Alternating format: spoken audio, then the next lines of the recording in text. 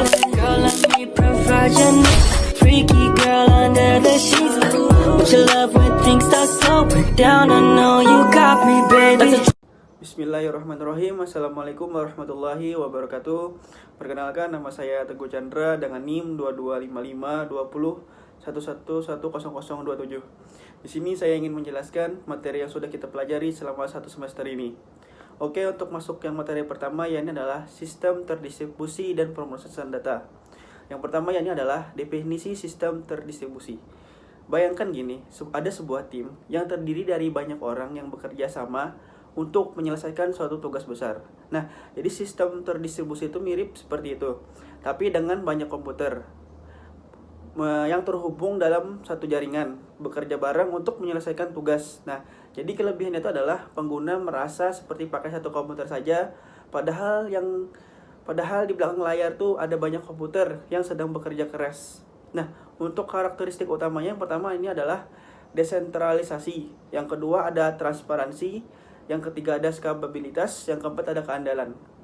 Untuk arsitektur dasarnya sendiri, yang pertama ada client server, yang kedua ada peer to peer atau P2P, yang ketiga ada middleware. Yang selanjutnya ini adalah pemrosesan data terdistribusi. Untuk prinsipnya sendiri adalah bagi-bagi tugas ke banyak komputer biar cepat selesai. Contohnya tuh seperti Google Search, ribuan komputer kerja bareng buat nemuin hasil pencarian dalam sekejap. Nah, untuk keuntungannya sendiri yakni yang pertama adalah lebih cepat, yang kedua lebih handal, yang ketiga gampang ditingkatkan. Nah, untuk tantangannya sendiri, yang pertama ada ribet ngaturnya gitu. Yang kedua adalah susah disinkronisasi, yang ketiga adalah rawan bahaya. Nah, jadi untuk kesimpulannya sendiri yakni adalah sistem terdistribusi itu keren karena bisa ningkatin kinerja, keandalan, dan fleksibilitas. Tapi ya gitu, ada tantangannya juga dalam hal pengaturan dan keamanan. Yang penting dengan paham konsep ini, kita bisa bikin sistem yang lebih canggih dan siap hadapi teknologi di masa depan. Oke, untuk materi yang selanjutnya ini adalah model komunikasi dan sinkronisasi dalam sistem terdistribusi. Yang pertama ini adalah model komunikasi dalam sistem terdistribusi itu dibagi menjadi dua. Yang pertama ada message passing. Ini adalah proses berinteraksi melalui pengiriman dan penerimaan pesan. Untuk implementasinya adalah melibatkan protokol komunikasi, buffering, numbing, routing, dan error heading. Kelebihannya adalah fleksibel, scalable, dan aman. Kekurangannya adalah overheat, kompleksitas, dan tantangan konsistensi. Nah, yang kedua ini adalah shared memory. Ini adalah proses berbagi area memori untuk pertukaran data. Untuk aplikasinya sendiri adalah Distributed Shared Memory atau SDM. Yang kedua in-memory database. Yang ketiga ada high performance computing. Untuk tantangannya sendiri adalah consistency memory, scalabilitas, dan fault tolerance. Nah, yang selanjutnya adalah protokol komunikasi dalam sistem terdistribusi. Yang pertama ada jenis protokolnya. Yang pertama ada transport, TCP, ODP. Yang kedua ada aplikasi, HTTP atau MQTT. Yang ketiga ada RCP, gRCP. Yang keempat ada middleware, COBRA. Dan kelima ada sinkronisasi atau PACOS dan REPS. Nah, yang selanjutnya ini adalah konsep sinkronisasi dan koordinasi. Untuk dasar-dasar sinkronisasi adalah mutual extension, critical section, deadlock, left lock, anonic operation. Yang kedua ada mekanisme koordinasi. Yang pertama ada distribusi mutual extension, ladder election, distribusi transaction. Yang ketiga ada tantangan sinkronisasi terdistribusi. Yang pertama ada failed payloads, network latency, scalability, consistency, dan availability. Oke, yang selanjutnya adalah algoritma sinkronisasi terdistribusi. Yang pertama ada algoritma token ring. Ini adalah token beredar antara node untuk akses sumber daya bersama. Untuk implementasinya adalah struktur data token, protokol transfer, dan penanganan kegagalan. Yang kedua adalah algoritma election. Ini adalah seperti Boolean algorithm, ring algorithm, dan perbandingan efektif kedua algoritma. Yang selanjutnya adalah masalah konsensus dan agreement protokol. Yang pertama ada Bayesian general problem. Yang kedua ada Paxos protokol. Yang ketiga ada Ref consensus algorithm. Oke, untuk materi yang selanjutnya ini adalah konsistensi dan replikasi data dalam sistem terdistribusi. Sistem terdistribusi memiliki dua konsep, yakni adalah konsistensi data dan replikasi data. Yang pertama yakni konsistensi data ini adalah memastikan semua salinan data dari berbagai node memiliki nilai yang seragam. Nah, node ini memiliki model 3 utama, yakni yang pertama ada strong consistency, yang kedua ada eventual consistency, dan ketiga ada casual consistency. Oke, yang kedua yakni adalah protokol konsistensi. Protokol konsistensi ini adalah ada memiliki beberapa. Yang pertama ada two phase commit atau 2PLC. Ini adalah protokol 2 tahap untuk konsistensi kuat gitu. Nah, yang kedua ada Vaxots. Ini andal tapi sulit diimplementasikan. Yang ketiga ada ref alternatif Vaxot yang lebih mudah dipahami. Nah, untuk teknik replikasi data sendiri adalah yang pertama ada full replication. Setiap node tuh menyimpan salinan lengkap data, kesediaan tinggi tapi butuh storage besar. Yang kedua ada partial replication, hanya sebagian data direplikasi, lebih efisien tapi lebih kompleks. Yang keempat ada strategi pembaharuan data, seperti update everywhere, semua node di-update serempak, konsistensi tapi biaya komunikasi tinggi. Yang kedua ada primary backup, ini satu node utama memproses perubahan, sederhana tapi bisa jadi bottleneck. Yang ketiga ini adalah quorum based, fleksibel dengan sistem quorum, seimbang tapi kompleks dan dalam implementasinya. Jadi kesimpulannya, semua komponen ini harus dipertimbangkan dalam konsep CAP untuk mencapai keseimbangan antara konsistensi, ketersediaan, dan toleransi terhadap partisi dalam sistem terdistribusi. Oke, untuk materi yang selanjutnya yakni toleransi kesalahan dalam sistem terdistribusi. Yang pertama yakni adalah toleransi kesalahan. Ini merupakan kemampuan sistem untuk tetap beroperasi dengan benar meskipun ada komponen yang gagal. Untuk komponen utamanya sendiri adalah deteksi kesalahan, isolasi kesalahan, dan pemulihan kesalahan.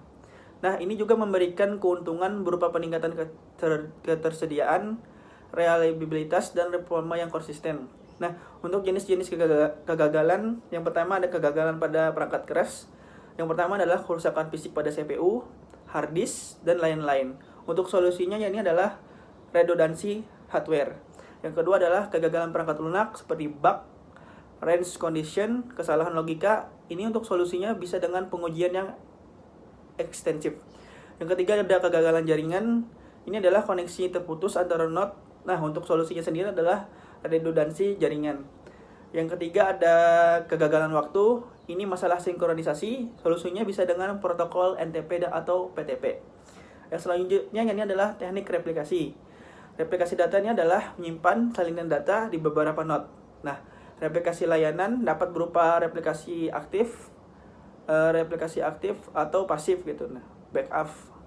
Yang selanjutnya ini adalah checkpoint dan recovery. Checkpoint ini adalah menyimpan status sistem secara berkala. Sedangkan recovery ini dapat dilakukan dengan forward recovery, melanjutkan dari checkpoint, atau backup recovery kembali ke titik sebelum kegagalan. Distribusi checkpoint ini dilakukan terkoordinasi di seluruh node. Yang selanjutnya adalah load balancing. Mode pendistribusian beban kerja secara merata. Untuk jenis-jenisnya sendiri ada berbasis NDS, berbasis proxy, berbasis algoritma konsisten. Yang selanjutnya ada algoritma yang umum digunakan, ini adalah round robin, length connection, dan dynamic load balancing. Yang selanjutnya ini adalah implementasi dan studi kasusnya. Contohnya seperti implementasi pada Google Cloud Platform yang menggunakan replikasi data global, load balancing global, checkpoint, dan pemulihan. Nah, untuk kesimpulan sendiri adalah toleransi kesalahan merupakan aspek kritis dalam sistem terdistribusi yang membutuhkan kombinasi berbagai teknik dan strategi untuk memastikan sistem tetap berjalan meskipun terjadi kegagalan atau pada komponennya. Oke, untuk materi yang selanjutnya yakni adalah skalabilitas dan reforma sistem terdistribusi. Nah, konsepnya soal skalabilitas ini dibagi menjadi dua, yakni adalah vertical scaling dan horizontal scaling. Kalau vertical scaling ini adalah meningkatkan kapasitas satu server dengan menambahkan sumber daya seperti CPU, RAM, atau penyimpanan. Kalau horizontal scaling ini menambahkan lebih banyak server atau node ke dalam sistem untuk membagi beban kerja. Nah, vertical scaling ini lebih sederhana dan cepat, tetapi memiliki batasan fisik. Nah, sedangkan horizontal ini adalah lebih fleksibel tetapi lebih kompleks dalam pengelolaan. Yang selanjutnya ini adalah teknik partitioning data untuk meningkatkan skalabilitas. Itu yang pertama dengan cara partisi data, membagi data menjadi potongan-potongan yang lebih kecil untuk dikelola secara terpisah. Nah, manfaat partisi data ini adalah meningkatkan performa, mengurangi ketidakcocokan, fleksibilitas operasional, dan skalabilitas tanpa batas. Nah, yang selanjutnya ini adalah caching dan in-memory processing. Caching ini adalah menyimpan salinan data sementara di lokasi yang lebih cepat untuk akses yang lebih cepat. Kalau in-memory ini adalah memproses data langsung di dalam memori RAM untuk menghindari latensi disk. Nah, caching dan in-memory ini adalah proses saling melengkapi untuk meningkatkan performa sistem. Yang selanjutnya adalah load balancing ini dan distribusi beban kerja. Load balancing ini adalah mendistribusikan beban kerja secara merata di antara berbagai sepal. Nah, manfaat load balancing ini adalah meningkatkan ketersediaan, optimasi penggunaan sumber daya, peningkatan performa aplikasi, dan skalabilitas. Yang selanjutnya, ini ada matriks performa sistem terdistribusi. Matriks utamanya adalah seperti top fault, latency, tingkat kesalahan, ketersediaan, dan pemanfaatan sumber daya. Nah, cara mengukurnya dengan cara instrumen aplikasi, alat pemantauan, logging, pengujian beban, dan analisis data history. Oke, masuk materi yang selanjutnya, ini adalah sistem file terdistribusi. Sistem file terdistribusi adalah sistem yang terdiri dari 3 komponen utama yang saling terhubung. Yang pertama ada client, pengguna. Yang kedua ada server file, penyimpanan. Yang ketiga ada server metadata atau pengelola informasi. Nah, sistem ini menggunakan 2 model arsitektur utama. Yang pertama ada client server, seperti karyawan yang mengakses file dari server kantor pusat. Yang kedua ada cloud terbuset, ini seperti Google Drive yang menggunakan banyak server untuk melayani jutaan pengguna. Nah, untuk protokol akses yang digunakan, yang pertama ada NVS, yang kedua ada SBM. Nah, yang selanjutnya ini adalah operasi dasar yang didukung, misalnya kayak read, create, delete, log gitu. Nah, untuk sistem menggunakan strategi caching untuk meningkatkan tenaga kerja, yang pertama ada client side. Ini seperti file yang sering dibuka tersimpan di laptop untuk akses yang lebih cepat. Untuk server side ini adalah merupakan server untuk menyimpan file populer di memori untuk akses yang lebih cepat. Nah, untuk model consistency yang diterapkan, yang pertama ada strong consistency, yang kedua ada weak consistency, yang ketiga ada session consistency. Nah, untuk replikasi data dan partisi ini, untuk replikasi itu adalah seperti Google Drive yang menyimpan salinan file di beberapa server berbeda. Sedangkan partisi itu adalah seperti memisahkan penyimpanan file berdasarkan departemen atau jenis file. Nah, untuk contoh implementasi populer seperti Google File System itu digunakan Google untuk menyimpan data pencarian dan Gmail, mendukung file sangat besar seperti video YouTube, dan memiliki pemulihan otomatis jika server gagal. Oke, untuk materi yang selanjutnya ini adalah pemrosesan data paralel dan MapReduce.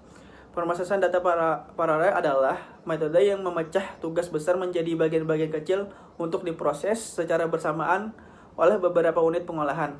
Metode ini meningkatkan efisiensi dibandingkan pemrosesan serial.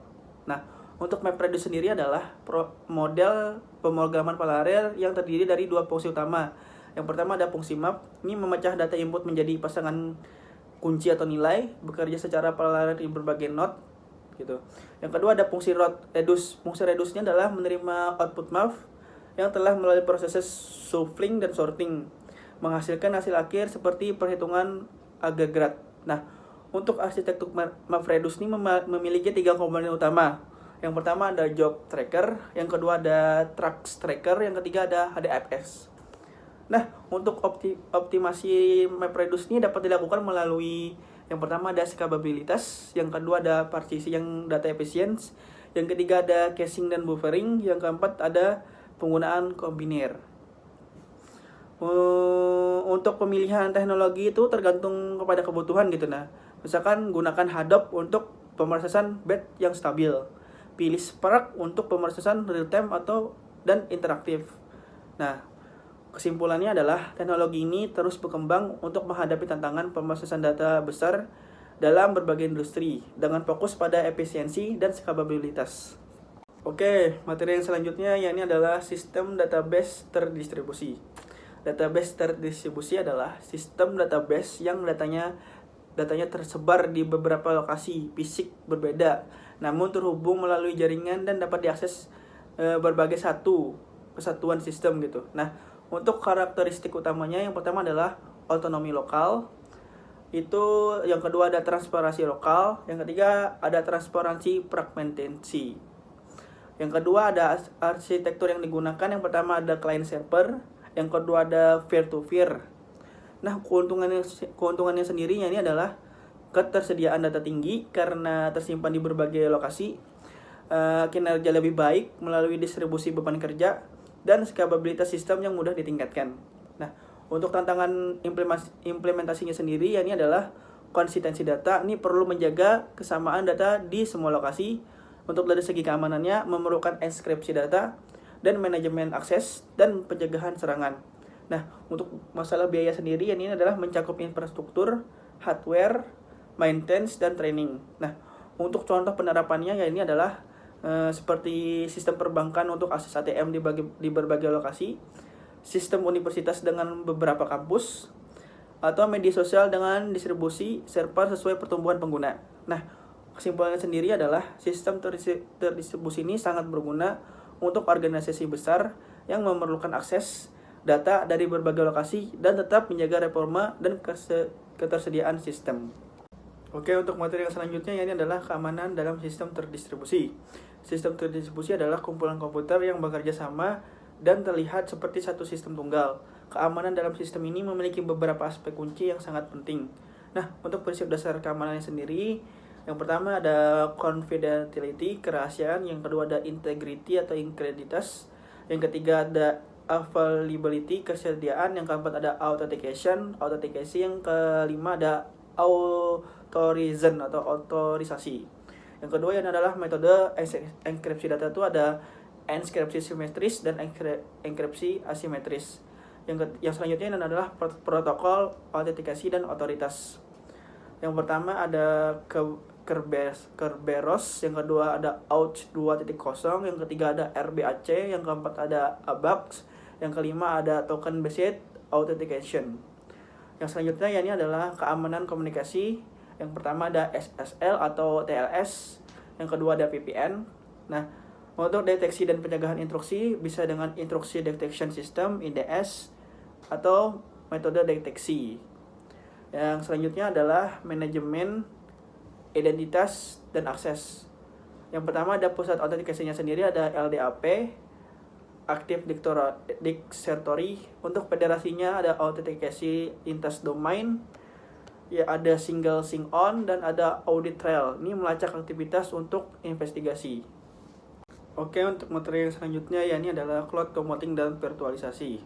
Cloud computing itu yang pertama ada IaaS atau infrastruktur as a service. Ini menyediakan infrastruktur data dasar seperti server, virtual, dan jaringan. Contohnya seperti Amazon. Yang kedua ada PaaS atau platform as a service. Ini platform lengkap untuk pengembangan aplikasi, contohnya Google Apps Engine. Yang ketiga ada SaaS, ini adalah software as a service. Ini adalah aplikasi siap pakai melalui internet, contohnya adalah Google Workspace.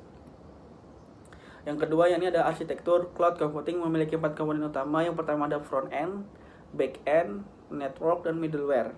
Untuk teknik virtualisasi terbagi menjadi virtualisasi bebas, hypershore. Yang kedua ada virtualisasi berbasis kontainer. Untuk virtualisasi berbasis Hyper-Pure ini memungkinkan beberapa OS berjalan bersamaan. Yang kalau virtualisasi berbasis kontainernya adalah isolasi aplikasi yang lebih ringan gitu. Yang keempat ini adalah fitur penting cloud computing. Yang pertama ada manajemen sumber daya, yang kedua ada orkestrasi, yang ketiga ada auto scaling. Untuk kasusnya sendiri, untuk kasus implementasinya yang pertama ada Netflix dengan AWS-nya. Ini scalabilitas untuk menangani lonjaknya pengguna, ketersediaan global melalui data center tersebar. Yang ketiga ada efisiensi biaya dengan model fast as you go. Nah, untuk kesimpulannya sendiri ya ini adalah cloud computing telah mengubah paradigma pengelolaan IT dari kepemilikan infrastruktur melalui fisik menjadi model layanan yang lebih fleksibel dan efisiensi, memungkinkan organisasi untuk fokus pada pengembangan bisnis tanpa terbebani masalah infrastruktur. Oke, untuk materi yang terakhir ini adalah tren dan perkembangan terkini dalam pemrosesan data terdistribusi. Yang pertama ada edge compounding dan frog compounding. Edge compounding ini memproses data dekat dengan sumber daya untuk mengurangi latensi dan bandwidth. Sedangkan fog compounding ini adalah memperluas edge computing dengan menambah lapisan komputasi antara perangkat dan edge dan cloud. Keduanya sangat berguna untuk aplikasi real time seperti kendaraan otonom dan layanan kesehatan. Yang selanjutnya ini adalah blockchain. Ini merupakan teknologi buku besar terdistribusi untuk pencatatan transaksi yang aman dan transparan, memberikan keamanan tinggi dan sistem yang dapat dipercaya tanpa otoritas pusat. Tantangannya sendiri adalah konsumsi energi tinggi dan masalah scalabilitasnya. Nah, selanjutnya ini adalah serverless computing. Ini adalah model komunikasi yang dimana penyedia cloud mengelola infrastruktur. Pengembangannya hanya fokus pada kode tanpa perlu mengurusi server, menawarkan biaya efisiensi dan scalabilitas otomatis. Memiliki tantangan cloud start yang dapat menimbulkan latensi. Untuk pemrosesan data terdistribusi untuk big data dan AI, big data ini memerlukan arsitektur terdistribusi untuk memproses data secara paralel, sedangkan AI ini dan machine learning ini bergantung pada pemrosesan data dalam jumlah besar. Nah, untuk pemrosesan terdistribusi ini mempercepat analisis data dan pelatihan model. Dan selanjutnya ini adalah quantum computing. Ini menggunakan prinsip mekanika kuantum untuk komputasi yang lebih cepat, berpotensi mengubah cara sistem terdistribusi menangani data besar dan AI, dan masih dalam tahap pengembangan. Kalau green computing ini yang pertama ada pendekatan untuk sistem komputasi yang ramah lingkungan, fokus pada efisiensi energi dan minimalis dampak lingkungan. Yang terakhir inilah menggunakan teknologi seperti virtualisasi dan optimasi perangkat keras. Untuk kesimpulan sendiri adalah semua teknologi ini memberikan solusi untuk tantangan industri modern. Dengan masing-masing memiliki kelebihan dan tantangan sendiri, pengembangan perlu memperhatikan aspek keamanan, efisiensi energi, dan keberlanjutan lingkungan. Mungkin itu saja yang bisa saya sampaikan. Mohon maaf apabila ada kesalahan. Wassalamualaikum warahmatullahi wabarakatuh.